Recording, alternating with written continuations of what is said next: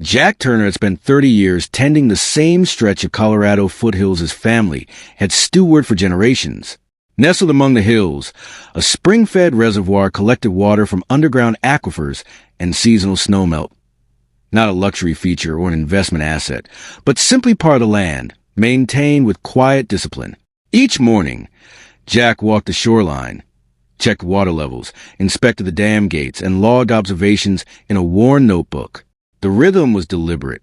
Nature, after all, rarely hurried. As the decades passed, the landscape around him transformed. Fields gave way to paved roads, and luxury homes climbed the nearby hillsides. A homeowners association emerged to govern the growing community, whose residents admired the scenic views with little knowledge of what lay beneath them.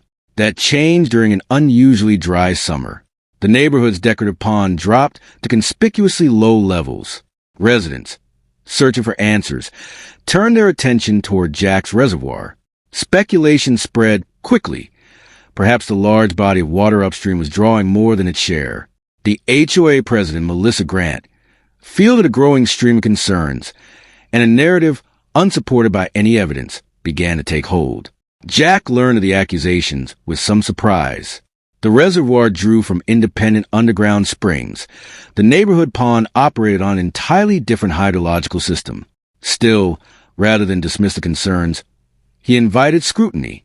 Environmental specialists conducted a thorough assessment, mapping water flow patterns, analyzing historical data, and measuring conditions throughout the watershed.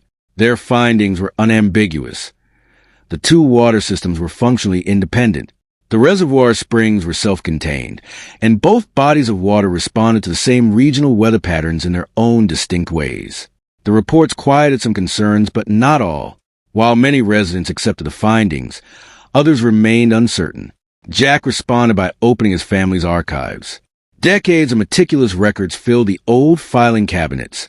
Topographic maps, engineering schematics, maintenance logs, and water-level data spanning generations. The documents told a consistent story. The reservoir had experienced similar seasonal fluctuations long before the neighborhood existed. As community discussions continued, they shifted in tone. Residents who had arrived with grievances began arriving with questions. Environmental specialists held informal sessions on watershed dynamics, how rainfall, snowmelt evaporation, and groundwater interact across a landscape. What had seemed like a simple dispute revealed itself to be a lesson in ecological complexity. Jack welcomed the attention. He led walks along the shoreline, explained how the springs recharge, and described the engineering behind the dam. Many residents were struck by the depth of stewardship involved in maintaining a natural water system responsibly over decades. Then the rains returned. Seasonal moisture moved back into the mountains, refreshing streams and raising water tables across the region. The pond recovered. Water systems responded precisely as the specialists had predicted, and residents who had attended the educational sessions recognized the patterns unfolding in real time. Monitoring continued through the season. Data aligned with historical benchmarks. The springs flowed steadily. The dam regulated water within safe thresholds, and seasonal variation remained well within normal range. Community conversations, once driven by assumption, were now grounded in evidence. Historical photographs displayed alongside current images showed how little the reservoir had changed, a testament to generations of consistent care. By autumn, the reservoir had become a point of pride rather than contention. Families explored its shoreline trails. Schools arranged visits.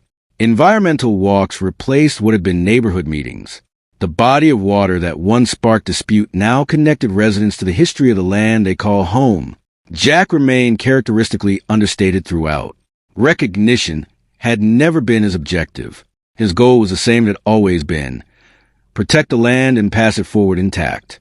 One evening, standing at the water's edge as alpenglow faded over the mountains, he watched a great blue heron cross the still surface of the reservoir. The scene was unchanged from years before. Change, when it mattered, moved slowly, and that, he had learned long ago, was exactly as it should be. The facts were now widely understood. The reservoir had never been the source of the neighborhood's problems. It had simply continued operating as part of a natural system shaped by geology, weather, and time, indifferent to the stories people told about it. Where uncertainty had once taken root, knowledge had replaced it. Where conflict had threatened, cooperation had followed. And as another season turned, the springs beneath the foothills continued their quiet, unhurried work, the way they always had.